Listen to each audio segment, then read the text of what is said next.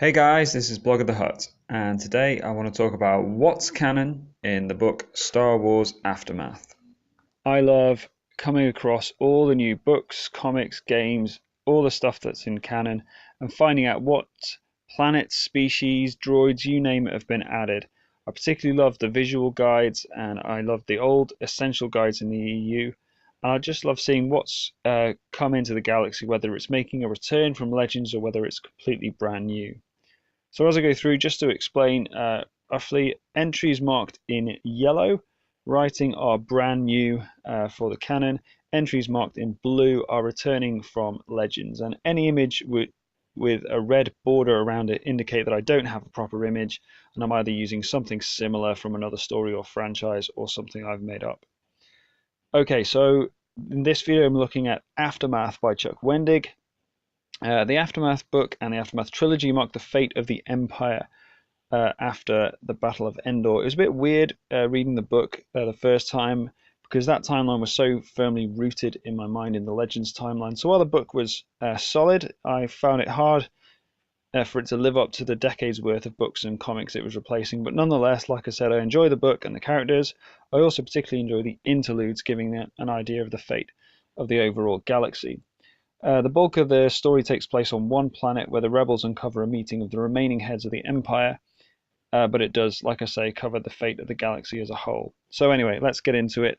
I'm going to avoid characters until at least I've finished the trilogy, because otherwise I'm going to basically spoil myself. So straight into it with vehicles. First off mentioned is a 323 Rackman concussion miner, was a type of mining vehicle, and yeah, that's it. A Bala Bala was a small personal speeder designed to navigate tightly packed streets and corners, and it was popular on the planet Akiva. There are no images of it, but it reminded me of a tuk-tuk vehicle which is used in some Asian countries. A Ryuni Tantani Vita liner called the Golden Harp was the personal yacht of one of the Empire's financiers. It was designed as a show of opulence and had little to offer in terms of defense. The description kind of reminded me of Farfalla's ship the Fairwind in the Old Republic, though slightly less awesome. The Mk4 was a Corellian-designed light freighter popular among smugglers. Nora Wexley travelled on board one such freighter to Akiva. Moving up to capital ships, an Alderaanian escort frigate was part of the fledgling New Republic fleet, gifted by Leia Organa. The image I've got here is of an Alderaanian war frigate, which may be the same design in the new canon, though I have to say the practical, clunky design doesn't seem to fit with what I imagine Alderaanian aesthetics to be, so maybe it's more like one of these ships shown in the Princess Leia comic. Also in the New Republic fleet and making a welcome return is the Karak-class cruiser. As in Legends, this smaller cruiser was originally part of the Imperial fleet, designed to control Imperial space independently or serve as an escort to larger ships, and at least one model called the Oculus was absorbed into the New Republic fleet. Weapons and technology we don't have an awful lot of. There's a weapon called a Needler. It was a personal weapon capable of delivering painful blasts of red lightning to incapacitate its victim or kill them if desired. They were commonly used by slavers. Parowings were used for a single person to insert from higher atmosphere. Models were developed for the military and extreme sports enthusiasts. A New Republic Special Forces unit used them to insert onto Akiva. And in Legends, they were very similar, but they were designed for Imperial intelligence as seen in the Agents of the Empire comic. Moving on to planets, this is going to be quite a long section, especially because of all the interviews. The bulk of the action takes place on the world Akiva, an outer rim planet located not too far from Tatooine. The planet was covered in jungle, but also housed ancient cities of stone, which were expanded on and still inhabited by the population, which consisted of some primitive native species and a large human populace, with a growing mix of other alien cultures imported. This was an imperial world and was chosen as a remote destination for imperial personnel to meet after the Battle of Endor. During the Clone Wars, the planet housed a large subterranean droid factory as the planet sided with the Separatists, though after the war they sided with the Empire, with the native satraps being in the pocket of the Empire. Chandrila is a core world and most famous as the home and senate seat of Mon Mothma, who formally made the declaration of rebellion against the Empire. Following the fall of the Empire, the government of New Republic was relocated from Coruscant to Chandrila with the intent that the government would have no fixed capital but be more representative. This in fact continued until the government was destroyed on Hosnian Prime. Juntar is the homeworld of New Republic Sergeant John Burrell. There was a clear rich-poor divide, with the rich of the world living in floating mansions while the rest of the populace lived in poverty on the ground. Dassor is located in the Mid-Rim, not far from Hoth and Bespin. It is known to be overrun by slavers and criminal gangs, and the same was true in legends. Garn Moradir was a colony planet located in the Mid-Rim. The New Republic removed the Imperial base, but when left alone, the planet fell into poverty and was a victim of pirate gangs.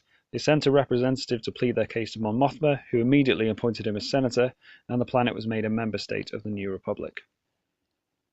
Mordal was contested by the Rebellion and the Empire even after the Battle of Endor. The fighting caused a number of casualties among the civilian population. Narlol was another planet caught in the conflict between the New Republic and its Imperial garrison. Witnessing the devastation on the mountainous planet prompted Mon Mothma's decision to demilitarize the New Republic. In legends, it also featured an Imperial garrison as well as being the home of a famous bounty hunter guild. Hinari is an outer rim planet. It was scouted by Wedge Antilles in the hope of locating Imperial remnant forces. Savarkos is also an outer rim planet. It housed spice mines which were run by Zygerian slavers under the mandate of the Empire, but was liberated by the New Republic shortly after the Battle of Endor. The planet was much the same in legends, though its history wasn't explored in the New Republic era. Uita, I'm going to guess, is a planet known for its agriculture and also its senators. It was represented by Male D during the Clone Wars, and he was opposed to Palpatine's continued rule. During the Rebellion, it was represented by Nawa Jebel, who was secretly the Rebel Alliance Minister of Finance, continuing on until the fledgling New Republic. At the time of the First Order conflict, the planet was represented by Nahani Gillen on Hosnian Prime.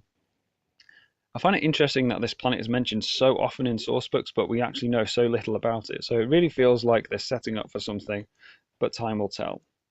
Also briefly mentioned in the book are the planets Dermos, Karabin, and Tanis. Moving on to droids. While it's technically not a new droid model, it would be wrong to discuss this book without mentioning Mr. Bones. Temin Wexley, later known as Snap Wexley, was a native of Akiva. He modified and reprogrammed a B-1 battle droid into a highly effective and lethal assassin and bodyguard who was a huge asset to the rebels on the planet. He showed a casual disregard for organic life, but was extremely loyal to his master, eventually sacrificing himself to save him. Decades later, when Snap was with the Resistance, his program was uploaded into a commando droid, and again he fought to save his master. While Mr. Bones doesn't have a direct comparison in Legends, it is worth mentioning HK-47. HK-47 was an assassin droid and ally of Darth Revan in the game Knights of the Old Republic, and he shared a number of characteristics with Mr. Bones, including his way of referring to humans as meat bags. The author originally wanted to use HK-47 as a character, but was not given permission, creating Mr. Bones instead. Illumi droids were used to navigate dark terrain. The small droids followed their owners, lighting up their path as they walked. Personal assistant droids were mentioned in the book. I assume they would look similar to these BD series secretary droids. Moving on to species, starting with creatures. Barnacles were found throughout the galaxy and were known to cling on to various surfaces. Jogan bats were briefly mentioned. Presumably they had some appearance similar to Jogan fruit. Krill crabs were a species of crab native to Akiva. Fenglers were a species of pest native to Akiva. They were pale and hairless and had claws and sharp incisors and were known to hiss and spit when threatened. Gualamas were herbivores native to the planet Naboo. Hiss worm grubs were a pest found in the subterranean gardens of Sullust. Assassin spiders are large creatures native to Taris bearing a skull-like pattern on their backs.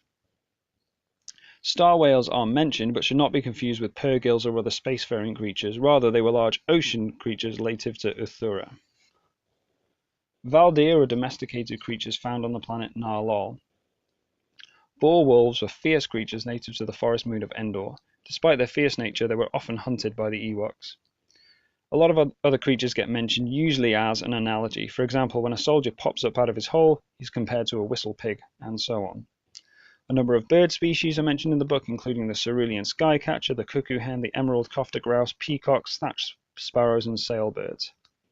A number of dog species are mentioned, including the muskhound, ringdog, and slakari hound.